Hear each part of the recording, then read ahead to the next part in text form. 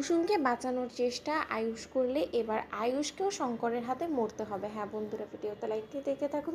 যে মুহূর্তে কিনা ছুটতে ছুটতে আয়ুষ মন্দিরে চলে আসে এবং কুসুমকে বাঁচানোর আপ্রাণ চেষ্টা চালাতে থাকে, ঠিক সেই সময় ইন্দ্রাণী গাঙ্গুলি যখন বলতে থাকে যে কুসুম তোমার কিচ্ছু হবে না, তোমার দেবী মা আছে তো, তোমার ছোটো সাহেব আছে তো, আমরা দুজন পাশে থাকতো, তোমার কিচ্ছু হবে না, তুমি একটু তাকাও কুসুম, আমার কথা শুনতে পাচ্ছ কুসুম, তুমি তোমার দেবী মায়ের আদেশ অমান্য করবে? তুমি তো এরকম অবাধ্য কোনোদিনও ছিলে না কুসুম। শঙ্কর তুমি আজকে যা কিছু করেছো এর জন্য তোমাকে আমি কোনোদিনও ক্ষমা করবো না। ঠিক সেই সময় আয়ুষ যখন কিনা বলতে থাকে যে মা আমি এক্ষুনি অ্যাম্বুলেন্স কল করছি, এক্ষুনি কুসুমকে হসপিটালে নিয়ে যেতে হবে, ঠিক সেই সময় এই কথা বলা মানে আয়ুষকে যখন কিনা ধমক দিয়ে শঙ্কর বলতে থাকে যে খবরদার আয়ুষ বাবা, বড্ড বেশি বাড়াবাড়ি করে ফেলছো, ভুলে যেও না কুসুম কিন্তু আমার মেয়ে, এবং আমার মেয়েকে আমি মারি কাটি যা ইচ্ছে তা করি, ওকে আমি জলে ভাসিয়ে দিই, যা ইচ্ছে তা করি, তাতে কিন্তু তোমরা কেউ বাদশাদার কেউ হও না। এবং তার থেকেও বড় কথা, তুমি যদি কোনো মতে কুসুমকে ঠিকভাবে মরতে না দাও তাহলে কিন্তু এক পর্যায়ে বাধ্য হয়ে তোমাকেও আমার হাতে মরতে হবে। যেরকমটা কিনা কুসুমের পরিণতি হয়েছে, ঠিক সেই একই পরিণতি এর থেকেও ভয়ঙ্কর হতে পারে তোমার মৃত্যুটা।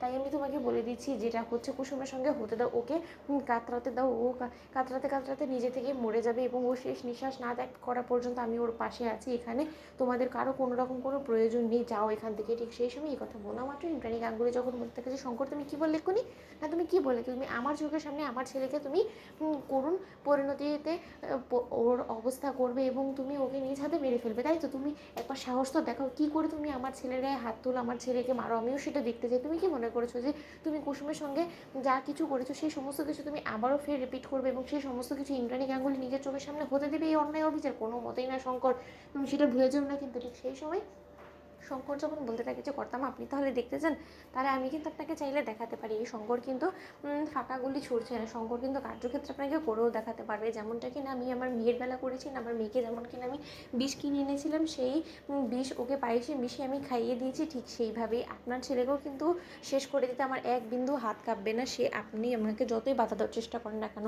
ঠিক সেই সময় কথা বলা মাত্র আয়ুষ যখন বলতে থাকে যে মা এই লোকটা পাগলে পরিণত হয়ে গিয়েছে, এই লোকটার কথা কান না দিয়ে আমাদের যত শীঘ্র সম্ভব কুসুমকে নিয়ে হসপিটালে যেতে হবে, চলো বরঞ্চ।